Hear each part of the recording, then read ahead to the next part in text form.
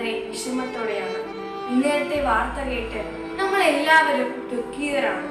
കാരണം പ്ലാസ്റ്റിക് ഉൾപ്പെടെയുള്ള മാലിന്യത്തിനിടയിൽ കമിഴ്ന്നു കിടന്ന ജോയ് എന്ന വ്യക്തിയുടെ മരണം. ഒന്ന് ഓർക്കൂ, ഇവിടെ എങ്ങനെയായി വന്നത് മാലിന്യങ്ങളാണ്. മാലിന്യമുക്ത കേരളത്തിലേക്ക് 259 ദിവസങ്ങൾ മാത്രം. ഒരു ദിവസം നീക്കേണ്ടത് 15,000 ടൺ മാലിന്യങ്ങളാണ്. ഇതിൽ 80% പ്ലാസ്റ്റിക് മാലിന്യമാണ്. സർക്കാർ പല പദ്ധതികൾ മാലിന്യമുക്തമാക്കാൻ നടപ്പിലാക്കിയിട്ടുണ്ട്. എന്നാൽ നമ്മൾ ഓരോരുത്തരും മാലിന്യങ്ങൾ വേർതിരിച്ച് നിക്ഷേപിക്കുന്നുണ്ടോ?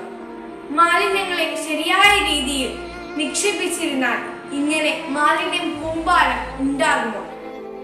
നഷ്ടമായത് ഒരു അമ്മയ്ക്ക് പൊന്നോമന പുത്രൻ. അമ്മയുടെ ദുഃഖം നമുക്ക് സ്വാധീനിപ്പിക്കാൻ സാധിക്കുമോ?